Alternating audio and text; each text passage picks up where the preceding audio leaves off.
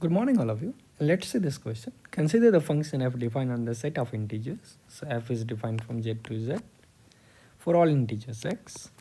We have to find all such even function and all such odd function of this kind. And that's a very cool problem because in the sense we know the definition of even functions in the domain. If a function is defined from, let's say here, z to z, so integer to integer. So in the domain of the function, if f of minus x is equal to f of x, here for all x belonging to the integer, particularly for this question, then the function will be even, which is symmetricity about y-axis. And if f of minus x equals minus f of x for all x belonging to the domain over here, and which is z, we'll call this as odd function. Right? So let's try this for evenness. So for even function, what we can do is f of minus x has to be f of x, and f of minus x is going to be x square minus x plus 1. Right? F of x square minus x plus 1 we can write as f of x minus 1 whole square,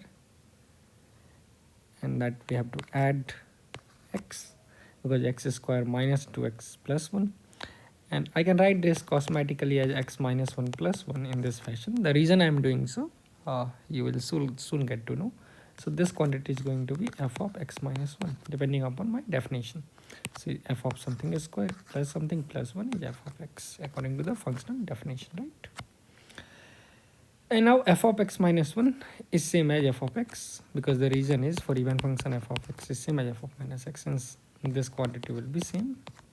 And that's a good news, because since it's true for any z, so let's say if I start with f of 0 as some lambda, if I'll keep 0, I'll get f of minus 1 as lambda 2.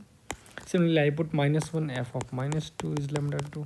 Put minus 2, f of minus 3 is lambda, and so on this way.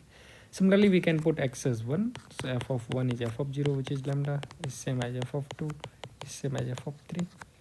And that's a good news, because roughly now what I know is if f0 value is known to me, that's a lambda. So at every integer, now the output of the function must be lambda. So fx is a constant function in this world. Of course, it can take any constant value. So f is a constant function, and any constant will do. So the answer for the first part is f is lambda, where lambda is arbitrary. So infinitely many class of constant function will work. Okay, so this will work. Definitely we'll have some other values which will also work, and these are discretized because we have discrete input. Right? Let's come to the second part. For second part of the problem, if f is odd, so exactly the similar computation gives me for odd f of minus x is going to be minus of f of x. Right, and f of minus x we know, again exactly we'll get it as f of x minus 1. So this gives me f of x plus f of x minus 1 at 0. And this is interesting, since f is an odd function, so we know f of minus x must be equal to f of x times minus 1, which means at x equal to 0, we know the value of the function. So f0 is minus f of 0. This is by the definition of being odd. So f0 has to be 0. And now since f0 is 0, so that will give f of minus 1 at 0. Similarly, I'll put minus 1, then I'll get f of minus 2 at 0. And again the chain reaction, f minus 3, 0, and so on. Okay, since f of minus 1 is 0 and f of 0 is 0, so I can put f of 1. So f of 1 plus h0 is 0. Since this guy is 0, f1 is also 0. So from here what we got, f0 equals f1 equals f2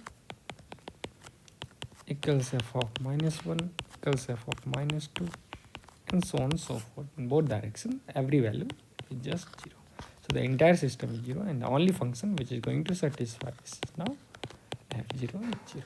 Hence the graph of the function, it is fx equal to 0. Hence the graph of this function will be this discrete output.